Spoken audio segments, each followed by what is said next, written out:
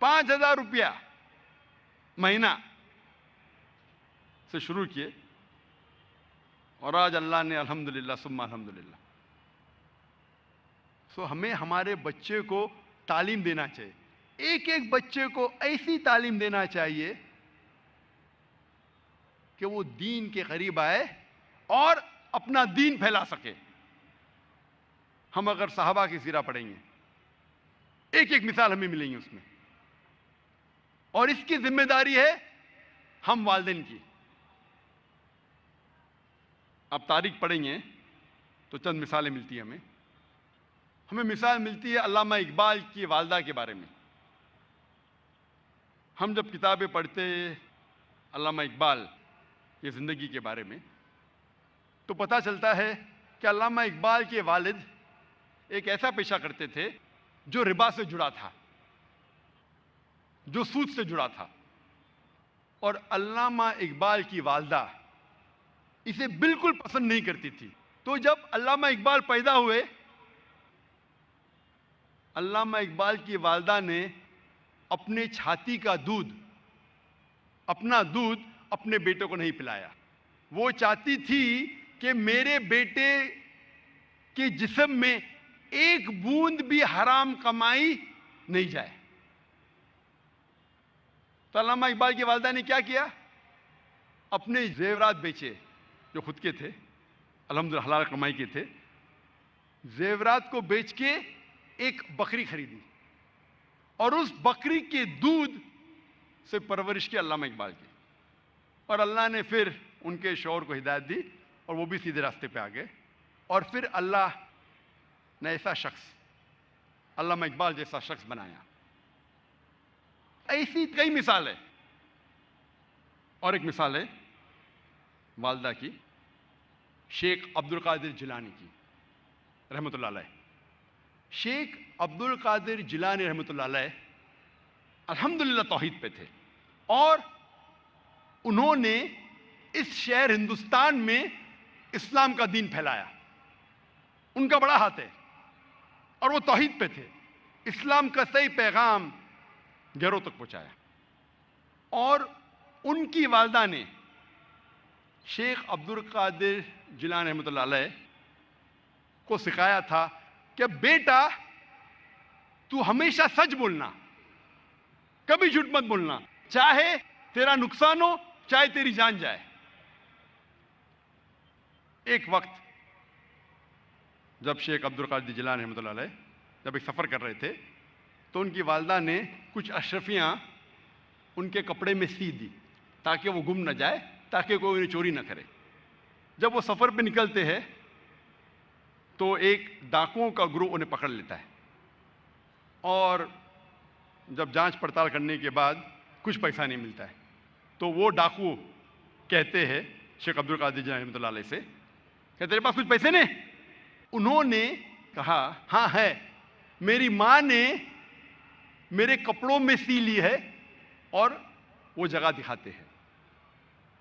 وہ ڈاکوؤں نے کہا کہ اگر یہ بچہ ہمیں نہیں بتاتا تو ہمیں کبھی یہ اشرفیاں نہیں ملتی ہے. وہ اتنے خوش ہوئے اس بچے کے ایمانداری سے اور پوچھا کہ تم نے ہمیں سچ کیوں کہا؟ تو اس نے کہا کہ میری ماں نے مجھے سکھایا ہے کہ کبھی جھوٹ نہیں بولنا، چاہے میری جان جائے. وہ ڈاکو اتنے خوش ہوئے کہ انہوں نے ڈاکہ ڈالنا چھوڑ دیا. ایسے کئی مثال ملتے ہیں. جب تاریخ پڑھتے ہیں ہمیں مثال ملتی ہے تاریخ پڑھنے کے بعد. امام شافعی رحمۃ اللہ علیہ کی والدہ وہ یمنی تھی، اور ان کے والد قریش تھے، اور بچپن میں ہی ان کے والد کا انتقال ہو جاتا ہے. تو ان کی والدہ جدوجہد کرتی ہے اور امام شافعی رحمۃ اللہ علیہ کی پرورش کرتی ہے. اور ان کی خواہش تھی کہ میرا بیٹا علماء کے درمیان اپنا بچپن گزارے، اسی لیے سارا انتظام کرتی ہے اور امام شافعی رحمۃ اللہ علیہ کو مکہ بھیجتی ہے علماء کے درمیان جینے کے لیے. تو بچپن سے امام شافعی رحمۃ اللہ علیہ علماء کے درمیان ان کی پرورش ہوتی ہے. اور اللہ سبحانہ و تعالیٰ ایسے ایک امام کو کھڑا کرتے ہیں, امام شافعی رحمۃ اللہ علیہ. قربانی تھی, پلاننگ تھی ان کی والدہ کی, مستقبل سوچا ان کے والدہ نے. میں اور ایک مثال دوں گا, امام بخاری کی رحمۃ اللہ علیہ. امام بخاری کی والدہ کا بڑا ہاتھ ہے امام بخاری کی پرورش کرنے کے لیے رحمۃ اللہ علیہ. امام بخاری رحمۃ اللہ علیہ کی یادداشت بہت بہترین تھی, بہت پختہ تھی, لیکن افسوس کی بات ہے کہ بچپن میں ہی وہ اپنی آنکھ کی روشنی کھو دیتے ہیں. آنکھ کی روشنی کھونے کے بعد اس وقت کے سب سے بہترین ڈاکٹر کو دکھانے کے باوجود ان کی آنکھ کی روشنی نہیں آتی. اس کے بعد امام بخاری رحمۃ اللہ علیہ کی والدہ روز لگاتار اپنے رب, اپنے خالق اللہ سبحانہ و تعالی سے دعا کرتی ہے کہ میری بیٹی کی روشنی لوٹا دے. اس کے بعد کئی عرصوں بعد اللہ سبحانہ و تعالیٰ ان کی والدہ کی دعا سنتے اور ان کی والدہ کے خواب میں آتے ہیں حضرت ابراہیم علیہ السلام, اور حضرت ابراہیم علیہ السلام فرماتے کہ تیرے بیٹے کی روشنی لوٹا دی گئی ہے. اور صبح کو امام بخاری رحمۃ اللہ علیہ وہ پھر سے دیکھ سکتے. تو یہ مثال ہے والدہ کی, کس طریقے سے انہوں نے اپنے بچوں کی پرورش کی. میں اور ایک مثال دوں گا. دو لوگ تھے جو آپس میں بہت محبت کرتے تھے, فاروق اور صالحہ. اور فاروق اور صالحہ آپس میں محبت کرتے تھے. انہوں نے شادی کی.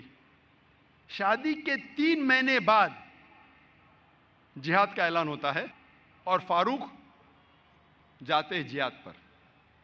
جہاد کے جانے سے پہلے وہ اپنی اہلیہ, اپنی بیوی صالحہ کو 30,000 دینار دیتے ہیں.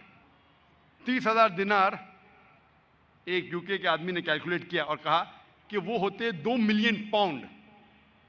2 ملین پاؤنڈ کو میں تبدیل کروں گا روپیے میں, ہو جاتا ہے 15 کروڑ روپیے. وہ دیتے ہیں 30,000 دینار, 2 ملین پاؤنڈ, 15 کروڑ روپیے اپنے اہلیہ کو, اور کہتے ہیں کہ اسے محفوظ رکھو, اسے خرچ مت کرو, میں جہاد کے لیے جا رہا ہوں.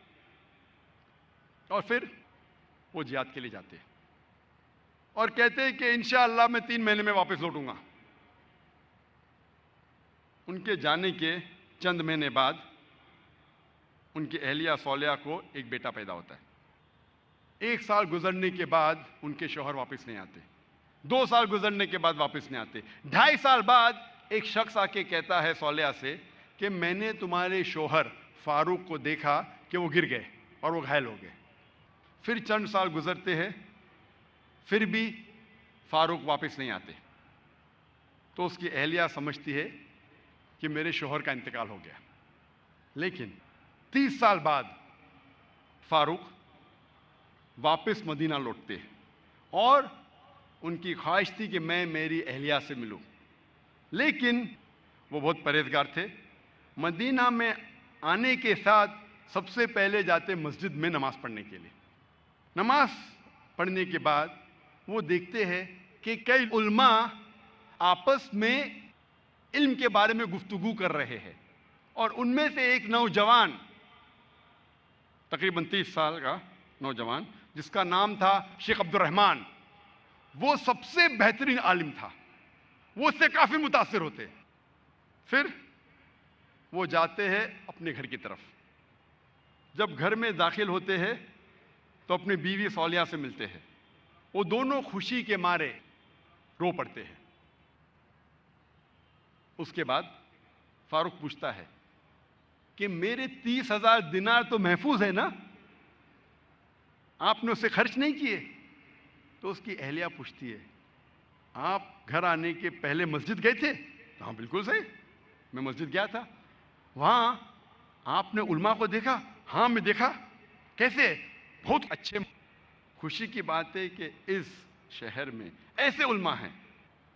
تو اس کی اہلیہ اس سے پوچھتی ہے سب سے بہترین عالم آپ کو کون لگے؟ تو فاروق کہتے سب سے بہترین عالم تھے شیخ عبد الرحمن۔ تو اس کی اہلیہ پوچھتی ہے کہ اگر اللہ آپ کو شیخ عبد الرحمن جیسا علم دے تو آپ کتنا خرچہ کر سکتے اس علم کے لیے؟ تو فاروق کہتا ہے یہ سارے 30,000 دینار میں خرچ کر سکتا ہوں ایسا علم حاصل کرنے کے لیے۔